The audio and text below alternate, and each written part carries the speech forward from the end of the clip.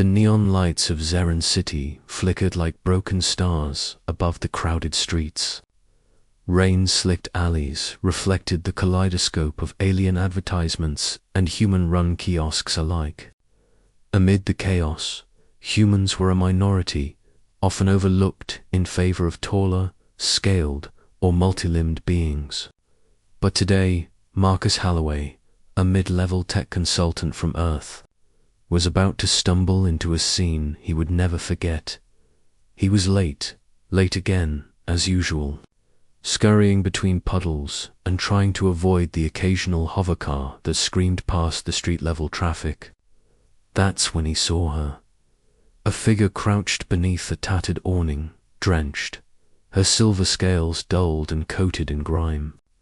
Her wings, once magnificent and powerful, drooped like wilted leaves. A cardboard sign hung loosely from her clawed hands. Anything helps. Hunger hurts. Marcus froze. His heart skipped. It couldn't be. Could it? His voice was hoarse, barely more than a whisper. The dragon's head lifted slowly. Golden eyes, once filled with warmth and fire, now shone with a distant emptiness. Recognition flared. Marcus. Her voice cracked a melodic, lizard-like tone that he remembered from the better days. Before everything went wrong, they had been married, once, 2 decades ago, before her career as a galactic diplomat forced her into orbit, and before political scandals tore their relationship apart. Solara was beautiful, brilliant, and intimidating, someone who could command an entire alien council with a flick of her claw.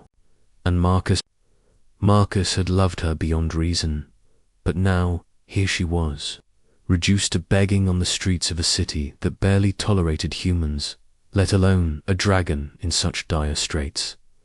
How did you happened? Marcus asked, rushing to her side, ignoring the stares from passing alien pedestrians. Solara looked away, ashamed. I lost everything. The council, the missions, even the embassy. They cast me out. I have no place now, no family, no allies. Marcus's chest tightened. He knew the galaxy was unforgiving, especially to dragons who fell from grace. Once revered, now discarded, and he had been powerless to stop it. I can help, he said, though his voice trembled. He didn't know how, but he knew he couldn't just leave her here. Solara's lips curled into a bitter smile. Help, Marcus. You're a human. You barely survive here yourself. What could you possibly do? Before he could answer, a group of ganged enforcers from the nearby sector noticed her and started Hey, Dragon Lady, beg somewhere else. We don't need freeloaders in our district. Solara recoiled instinctively, her wings fluttering nervously. Marcus's anger surged. Humans were small, weak ears, but his blood boiled when he saw injustice. And this was personal. I said, leave her alone. He shouted. The gang members turned, smirking at the tiny human daring to confront them. One of them lunged, but Marcus reacted instinctively, shoving the attacker back with a strength that came from sheer adrenaline. Solara's eyes widened. Marcus, you're human. That was, I don't care. Not anymore. The gang backed off, muttering threats, but they knew better than to engage a human who fought like one possessed. Marcus helped Solara to her feet. For a long moment, silence reigned. Rain fell harder, mixing with the neon lights and the smell of ozone from the city.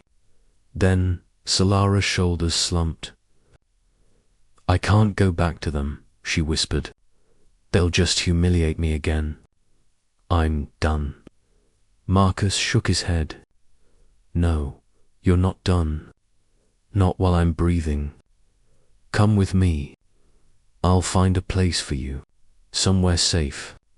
Somewhere we can start over. Solara looked at him, and for the first time in weeks, hope flickered in her golden eyes. They moved through the city together, Marcus keeping her hidden from authorities and gangs alike. By the time they reached his small apartment, cramped but cozy unit in the lower sector, Solara was trembling from cold, hunger, and fear. Marcus wasted no time. He drew her a bath, heated up some food, and handed her a blanket. She curled up like a wounded animal, and he felt a pang of guilt. He should have been there for her earlier, should have protected her from the treacherous galaxy she had navigated alone. Sleep, he said gently. You've been through enough. Tomorrow, we figure out the rest. The next morning, Solara awoke to the smell of fresh coffee and synthesized bread. Marcus was making a list, tapping on his holopad. First, we get you a legal ID. You can't work without it, he said. I don't know if I can go back to the council, Solara admitted, her voice barely audible. Then we don't, Marcus said firmly. We'll find another way. You're strong, You've survived worse than this, and now, you're not alone. Over the next few weeks, Marcus guided Solara through the labyrinthine bureaucracy of Zerin City.